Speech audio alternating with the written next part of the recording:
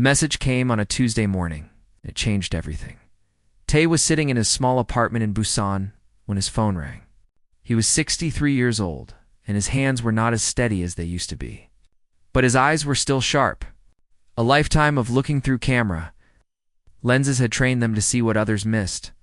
The voice on the phone belonged to someone from the government. They said words like Galactic Assembly and First Contact and Humanity Needs You. Tay listened quietly. He had spent 40 years as a war photographer. He had seen death and birth and everything in between. He thought nothing could surprise him anymore. He was wrong. 3 days later, he stood inside a ship that moved faster than light. Beside him was a young woman named Yuna. She was 28 years old and made documentary films. Her eyes were bright and curious, and she carried a small camera everywhere she went. The third member of their group was Juan, a retired military captain who now worked as a cultural ambassador. He was 55, with gray hair and a calm face that hid a sharp mind. "Why us?" Yuna asked as the ship moved through colors that had no names. "There are thousands of photographers and filmmakers on Earth. Why did they choose us?" Juan looked at her. "Because Tay is the most famous war photographer in history. Because you won 3 international awards before you turned 25. And because I speak 4 languages and know how to talk to people who want to kill each other. But we are going to meet aliens," Yuna said. "Not people. All communication is the same," Xuan replied. "You listen. You watch. You try to understand." Tay said nothing. He was looking out the window at the stars. In his bag was his old film camera. He had carried it for 30 years. It was heavy and slow and used film that was hard to find. But he never traveled without it. The ship arrived at a place called the Galactic Assembly Station. It was larger than any city Tay had ever seen. Thousands of different species lived and worked there. Some had too many eyes. Some had no eyes at all. Some floated in the air like smoke. Some walked on legs that bent in strange directions. But the species that had called for them was the Velith. The Velith had ruled 12 star systems for 10,000 years. They could fold space like paper. They could build machines that thought faster than any human brain. They had technology that seemed like magic. But when the 3 humans walked into the great meeting hall, the Velith ambassador looked at them with something Tay recognized: confusion. Deep, honest confusion. The ambassador was tall and thin, with silver skin that reflected light like a mirror. Its voice came from somewhere inside its chest, low and musical. "We found your probe," the ambassador said. "The one you sent into space many years ago. We studied everything inside it. Your mathematics, your science, your maps of your small planet." "The Voyager probe," Juan said quietly. "We sent it in 1977, yes." The ambassador moved closer. "But there was something else inside. Something we do not understand. We have studied it for 50 of your years. We have used our greatest minds. We have built machines specifically to analyze it. And still, we do not understand." The ambassador raised one long hand. A screen appeared in the air. On it was a photograph. A simple photograph of a woman smiling, standing next to a man in a white coat. "Why," the ambassador asked, "do your people trap light in rectangles?" Tay felt something shift inside him. He looked at the photograph on the screen. It was old and simple. Just 2 humans standing together, frozen in a single moment of time. "That is a photograph," Yuna said. "It captures a moment, a piece of time." "We know what it does," the ambassador said. "We do not understand why. We record everything: temperature, position, chemical composition, the exact location of every atom. Why would you make a picture that shows so little information? It is incomplete. It is imperfect. It captures almost nothing." Tay stepped forward.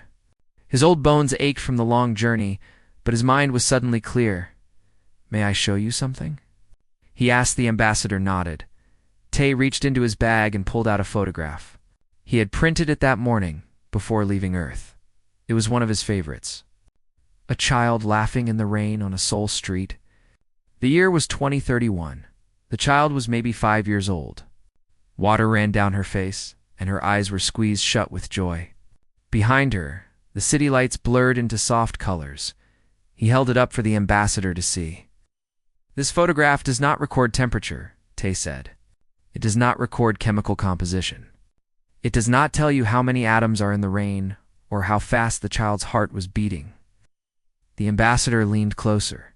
"Then what does it record?" "Joy," Tay said simply. "It records joy. That is all. In this single moment, this child was completely happy. And now, that happiness will exist forever. Long after she grows old, long after she dies, long after the street is gone and the city is dust, this moment of joy will still be real." The ambassador stared at the photograph. It stared for a long time. Minutes passed. Then an hour. Then 2 hours. Yuna and Juan grew tired and sat down on the smooth floor. Other Velith entered the hall, looked at their ambassador, and left in silence. The station continued to move around its orbit. Ships came and went. Life continued, but the ambassador did not move. 6 hours after Tay showed the photograph, the ambassador finally spoke. "We have existed for 10,000 years, it said. Its voice was different now, softer, almost broken. "We have recorded everything. Every moment of our history, every birth, every death, every war, every peace. We have data that would take your species 1,000,000 years to read." The ambassador looked at Tay with eyes. "That seemed very old, but we have never once thought to simply look at something and remember how it felt to look at it. We have recorded the universe, but we have never seen it." Tay nodded slowly. He understood. He had met many people like this in his life. People who were so busy measuring the world that they forgot to live in it. "That is why we take photographs," he said. "Not to record what is there, but to remember what it meant." The ambassador looked at the photograph one more time. The child laughing in the rain. "Teach us," it said. "Teach us how to see." And that was how everything began. Word spread quickly through the Galactic Assembly Station. Within days, species from across the galaxy came to see what the humans had brought. They called them different things. Memory rectangles, time traps, frozen light. But they all wanted to see them. They all wanted to understand. Tay, Yuna, and Juan set up a small room near the center of the station. They hung photographs on the walls. They set up screens to show films. They brought everything they could carry from Earth. Family albums, news footage, art films, home videos of birthday parties and weddings and ordinary afternoons. Every day, aliens lined up outside the door. Some were curious. Some were scared. Some thought it was a trick or a weapon. But they all came. One morning, a new species arrived. They called themselves the Korath Collective. The Korath were different from any species the humans had met. They did not have individual bodies in the normal sense. Instead, they existed as a connected group. Every Korath shared every thought, every memory, every feeling with every other Korath. They had no secrets. They had no privacy. They were one mind in many bodies. But the strangest thing about the Korath was how they experienced time. They did not live moment by moment like humans did. Instead, they experienced past, present, and future all at once. Their entire history was always happening to them. Their entire future was already known. They saw time the way humans saw space. All of it at once. All of it forever. The Korath representative entered the room slowly. It had a body like flowing water, constantly changing shape. Its voice seemed to come from everywhere at once. "We have heard about your memory rectangles," the Korath said. "We do not understand them. We came to learn." Yuna stepped forward. She had been waiting for a moment like this. She had spent years making films about small moments, about quiet afternoons, about the feeling of drinking tea with someone you love. "May I show you something?" she asked. The Korath agreed. Yuna set up her screen and played a film she had made 3 years ago. It was only 5 minutes long. It showed her grandmother making rice cakes in a small apartment. The camera watched her old hands work the dough. It watched sunlight fall through old curtains. It watched steam rise from a pot on the stove. There was no music, no words, just the sound of cooking and breathing and the traffic outside the window. The Korath watched in silence. When the film ended, something strange happened. The Korath began to cry. This was impossible. The Korath had never cried. They had existed for millions of years, and not once had any Korath ever wept. They knew everything that would ever happen to them. They had no surprises, no sudden joys, no unexpected sorrows. They had thought they were beyond such simple emotions, but now tears fell from the Korath like rain. "What is this?" the Korath asked, its voice shaking. "What have you done to us?" Yuna was surprised, but not scared. She moved closer to the crying alien. "Showed you my grandmother?" she said gently. "I showed you one afternoon. One moment, that is all. But we have seen our entire civilization," the Korath said. "We have seen ourselves rise from nothing. We have seen ourselves spread across stars. We have seen our own ending millions of years from now. We remember everything. We know everything. Why does this small moment hurt us so much?" Tay stepped forward. He had been listening quietly from the corner of the room. "Because you have never felt a single afternoon," he said. "You see all of time at once, but you have never stopped to live inside one moment. You have never felt the way sunlight feels on a specific day. You have never known what it is like to watch someone you love do something simple and beautiful." The Korath was silent for a long moment. Its body continued to shift and flow, but its crying slowly stopped. "You are small," the Korath finally said. "Your lives are short. You will die, and everything you know will be forgotten. We have lived for millions of years. We will live for millions more. And yet," the Korath looked at the screen where the film had played. The image of the grandmother was frozen there, her hands covered in flour, a small smile on her wrinkled face. "And yet you have found a way to make moments eternal," the Korath said. "You have found a way to hold on to time, to say this moment mattered. This moment was real. This moment deserves to be remembered." The Korath turned to face the three humans. "We have lived forever," it said, "and we remember nothing. Not really. We have data. We have facts. But we have never felt a single moment the way you feel them. We have never loved an afternoon." Juan had been quiet through all of this. He was a practical man. He thought about strategy and politics and survival. But now, watching this ancient being cry over a film about rice cakes, he understood something important. Humanity had something no other species in the galaxy possessed. It was not a weapon. It was not technology. It was a way of seeing, a way of feeling, a way of taking the ordinary moments of life and making them sacred. "Can you teach us?" the Korath asked. "Can you teach us how to feel a single moment? Can you teach us how to forget everything else and just be here now in this one small piece of time?" Yuna smiled. It was a kind smile, full of understanding. "I can try," she said. "But first, you have to be willing to stop seeing everything. You have to be willing to close your eyes to the past and the future. You have to choose one moment and live inside it. That is the only way." The Korath was quiet for a long time. Then it did something no Korath had ever done. It closed its many eyes. It stopped looking at all of time at once. It focused only on this room, this moment, these three small humans from a small planet. "I am here," the Korath said softly. "I am here now, in this moment." "Good," Yuna said. "That is the beginning." Outside the room, a line of aliens waited. Word was spreading. The humans had brought something new to the galaxy. Not weapons. Not technology. Something stranger. Something more powerful. They had brought the ability to see. And the galaxy would never be the same. Weeks passed on the Galactic Assembly Station. The small room where the humans showed their photographs and films became famous. Every day, more aliens came. Every day, more questions were asked, but the assembly wanted more. They called for a formal presentation. They wanted to see humanity's visual history, not just a few photographs, not just a few films. They wanted to see everything. The request came to Tay on a quiet morning. He was sitting alone, looking at old photographs from his long career. His hands shook slightly as he held them.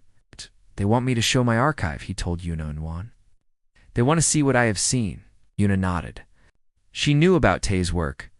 Everyone on Earth knew. He had photographed wars on 4 continents.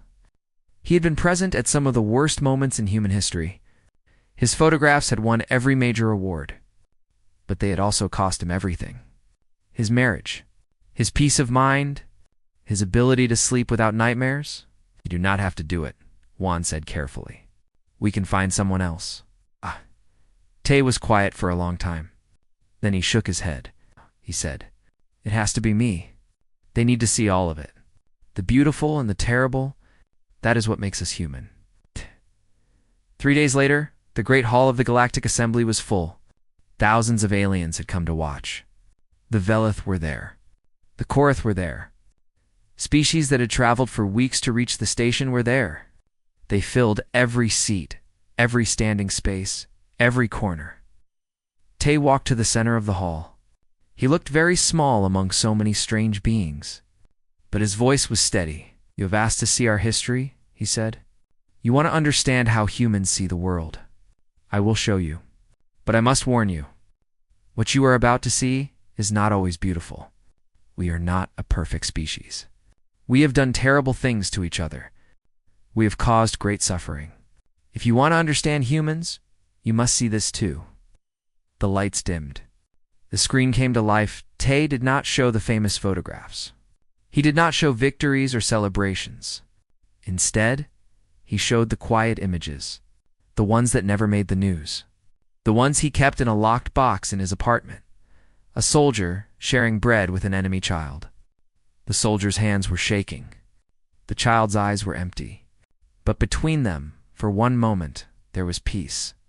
A medic crying alone behind a transport ship. She had just lost 3 patients. Her uniform was covered in blood. But she was not crying for herself. She was crying for the families who would never see their loved ones again. 2 lovers kissing in front of a burning city. They knew they might die in the next hour. They knew the world was falling apart around them.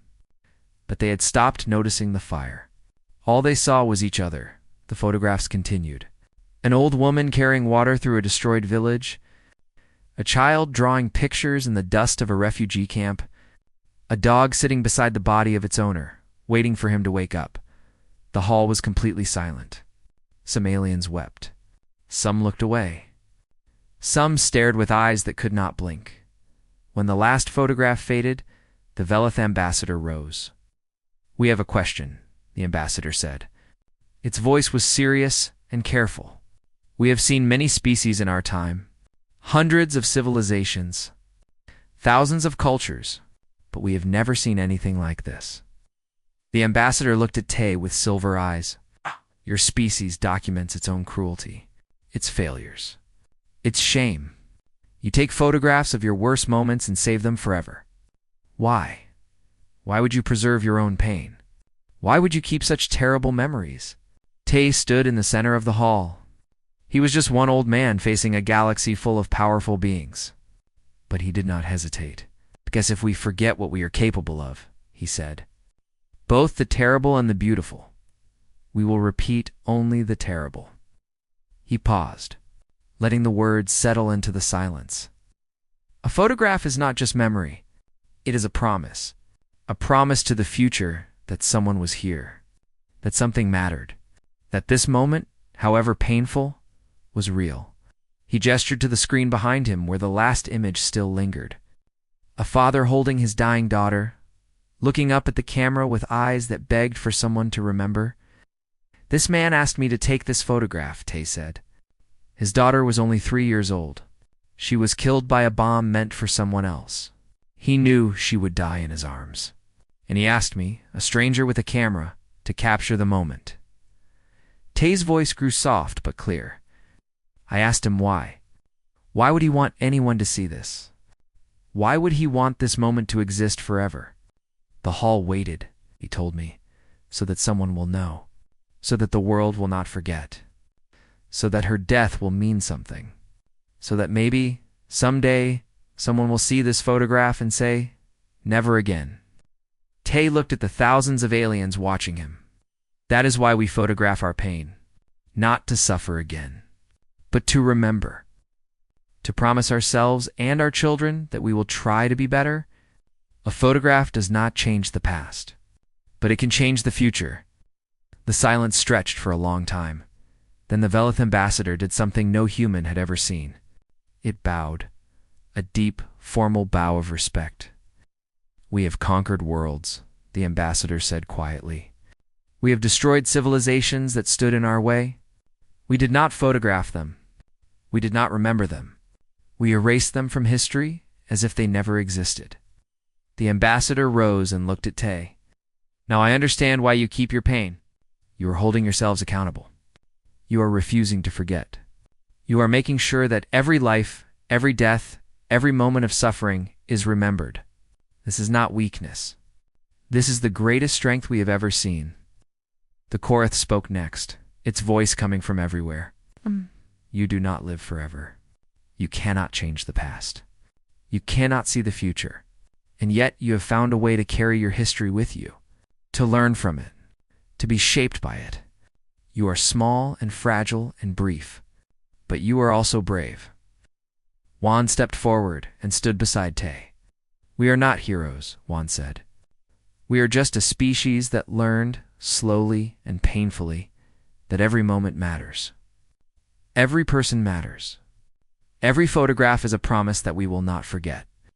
In the Great Hall of the Galactic Assembly, something changed that day.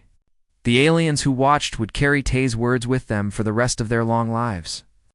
They would tell their children and their children's children. The humans remembered everything.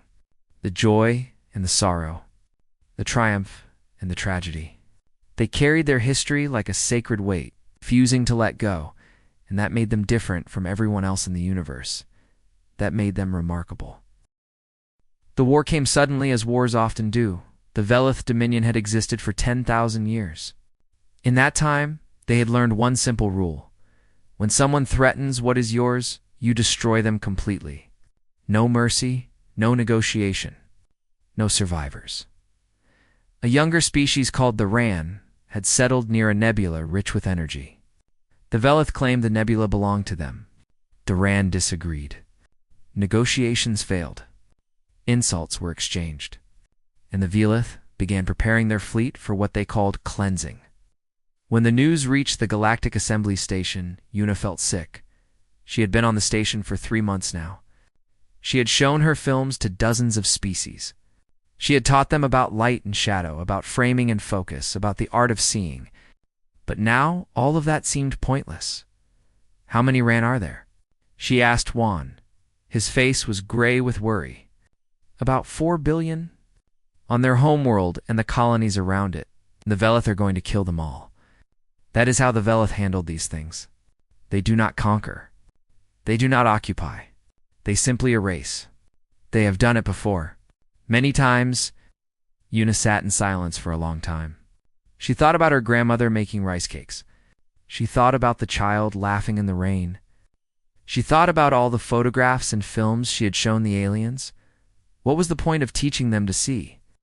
If they were still going to destroy each other? Then an idea came to her. It was dangerous. It was probably impossible. But she could not shake it. I want to go to the Ran homeworld, she said. Juan stared at her. That is insane. The Velith would never allow it. And even if they did, the Ran might kill you on sight. I do not want the Velith's permission, Una said. I want to go there and make a film. I want to show the Velith who the Ran really are. Not as enemies. Not as coordinates on a map. As people, Tay, who had been listening quietly, spoke up. It could work. The Velith have never seen the Ran. Not really. They only know them as a threat. If Una could show them something else. ... It is too dangerous, Juan said. Everything worth doing is dangerous, Tay replied. That is what my first teacher told me.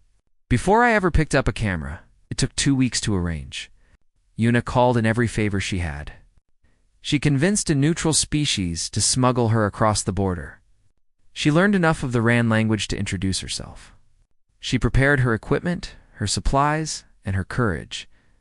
On the morning she left, Tay gave her his old film camera. "It still works," he said, "and film has a quality that digital cannot match. It feels more real, more honest." Yuna took the camera carefully. It was heavier than she expected. Heavier with history and meaning. "Come back alive," one said. "That is an order." Yuna smiled and boarded the ship. The Ran homeworld was beautiful. Yuna had not expected that. She had imagined an alien place, strange and frightening. But when her ship landed on the coast of the main continent, she saw something that reminded her of home. The ocean was purple instead of blue. The trees had leaves like glass. But the sound of the waves was the same. The feeling of wind on her face was the same. And when she looked up at the stars, she felt the same wonder she had felt as a child. The Ran were afraid of her at first. A human had never visited their world. They did not know if she was a spy or an enemy or something worse. But Yuna was patient. She sat at the edge of their villages and waited. She did not push or demand. She simply watched. Slowly, they began to trust her. She spent 3 months living among them. She filmed everything. Children learning to swim in the phosphorescent ocean, their bodies glowing with reflected light. Elders singing memory songs at sunset, their voices mixing with the sound of wind through the glass trees. A young Ran artist trying to paint the color of loneliness, mixing pigments again and again until he cried with frustration. She filmed their weddings and their funerals. She filmed their arguments and their reconciliations. She filmed the way parents looked at their children, the way lovers held hands, the way old friends sat in comfortable silence. She filled hundreds of hours of footage. Then she began to edit. When she returned to the Galactic Assembly Station, the Valeth fleet was already in position. The attack was scheduled for the next morning. 4 billion Ran would be dead before sunset. Yuna requested a meeting with the Veleth War Council. They did not want to see her. But the Veleth ambassador, the one who had stared at Tay's photograph for 6 hours, intervened. "Let her speak," the ambassador said. "We owe the humans that much." Yuna stood before a room full of Veleth commanders. They were tall and silver and cold. Their eyes showed nothing. Their faces were blank. "I have something to show you," Yuna said. "It will take 40 minutes. Please watch until the end." She started the film. There was no music. No narration. Just images and sound. The Ran living their lives. The Ran laughing and crying and hoping and failing. The Ran being people. A mother comforting a sick child. A farmer working in fields of strange purple grain. 2 friends racing across a beach, their feet splashing in the glowing water. An old Ran sitting alone on a cliff, watching the stars and thinking about everyone she had lost. The 40 minutes passed in silence. When the film ended, the room was still. The Veleth commanders did not move. Their silver faces were unreadable. Then the lead commander spoke. "We have studied the Ran for years," he said slowly. "We know their weapons, their defenses, their population centers. We know exactly how to destroy them in the most efficient way possible." He looked at the screen where the film had played. "But we have never seen them. Not like this. Not as beings who laugh, who cry, who love their children." The commander turned to his officers. "Cancel the attack." The room erupted. Other commanders shouted. They argued about strategy and honor and the threat the Ran posed. But the lead commander raised his hand and the room went silent. "I have seen them now," he said. "I have watched them live. I cannot destroy what I have witnessed." He looked at Yuna. "The humans have made us see the Ran, not as enemies, not as targets, but as real, like a real photo shot, like a real movie scene." The commander's voice grew soft. "We did not know that seeing could be a form of mercy. We did not know that a photograph, a film, could stop a war. We were wrong about many things." The next day, the Veleth fleet withdrew. The Ran were informed that the conflict was over. 4 billion lives were saved by a 40-minute film made by a young woman from a small planet. Yuna did not feel like a hero. She felt tired. exhausted from months of work and fear and hope. But when she saw Tay waiting for her at the station, his old eyes bright with tears, she knew she had done something that mattered. "You did it," he said. "You showed them how to see." Yuna handed him back his film camera. "No," she said. "You taught me first. I just passed it on." Somewhere across the galaxy, 4 billion Rand looked up at the stars and did not know why they were still alive, but they were grateful all the same. 50 years passed. The galaxy changed in ways no one had expected. Tay died quietly in his sleep at the age of 89, surrounded by photographs of everyone he had ever loved. His last words were a request that his archive be sent to the stars so that the galaxy would never forget what humans could see. Yuna was 78 now. Her hair was white and her hands shook when she held a camera.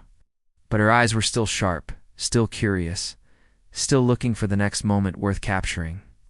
She had spent half a century training a new generation of visual artists. Humans and aliens alike came to study with her.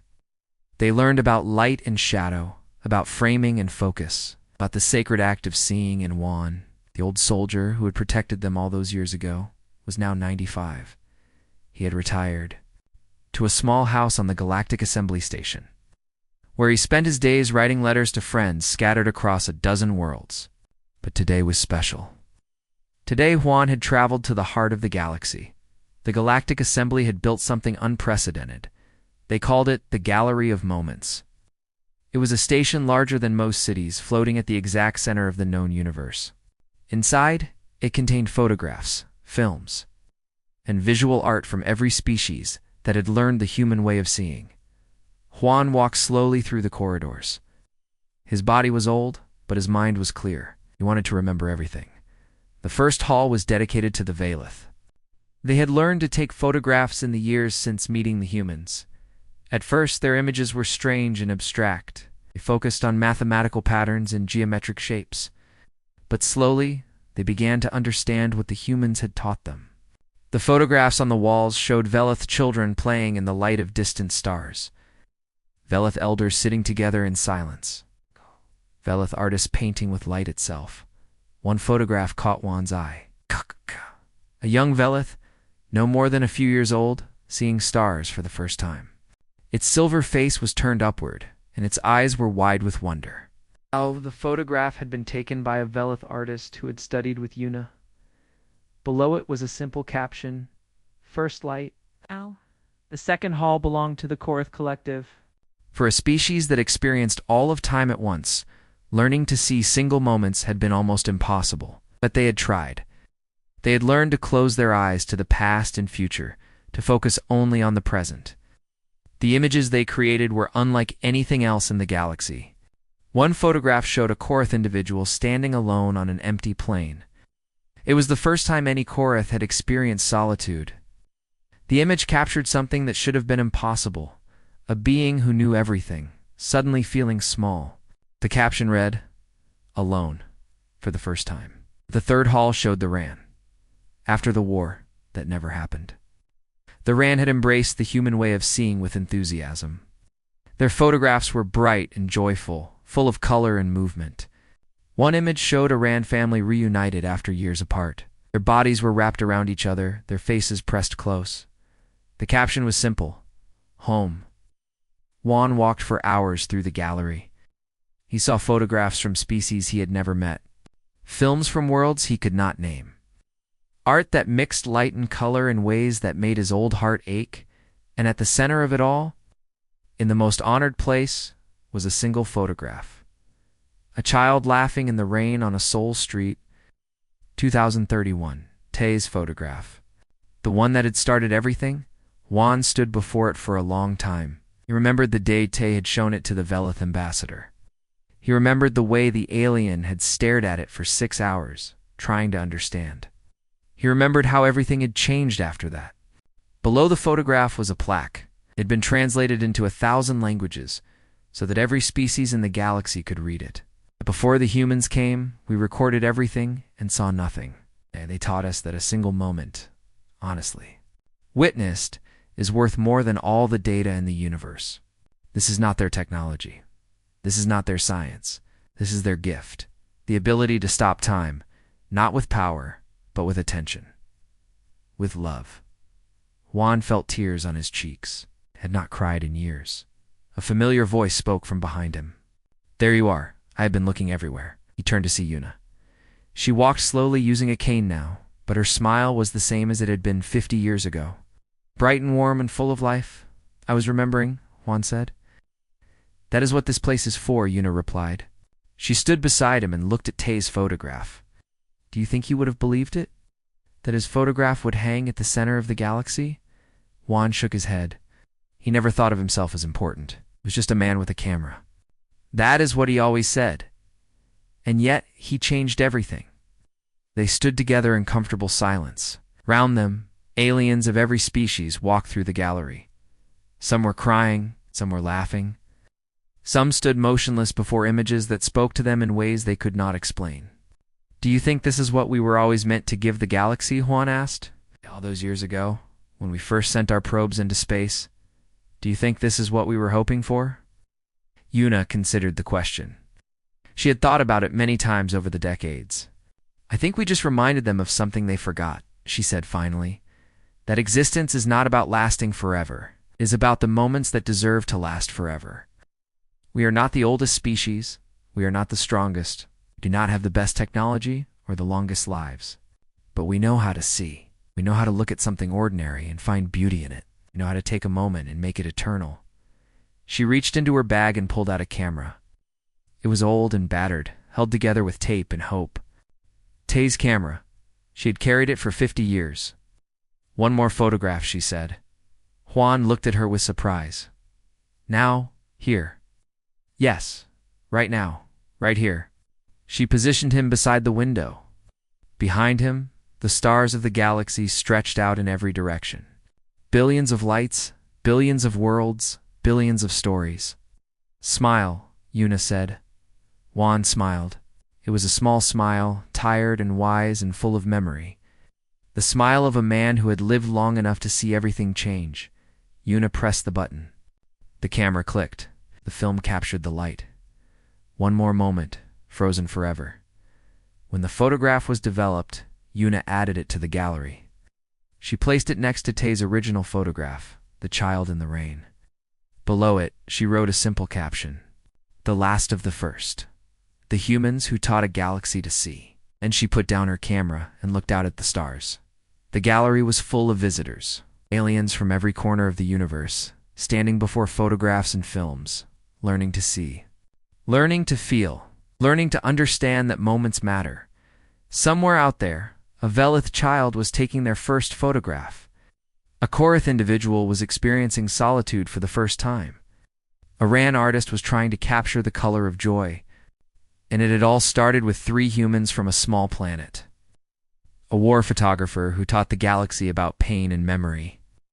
A filmmaker who stopped a war with 40 minutes of footage.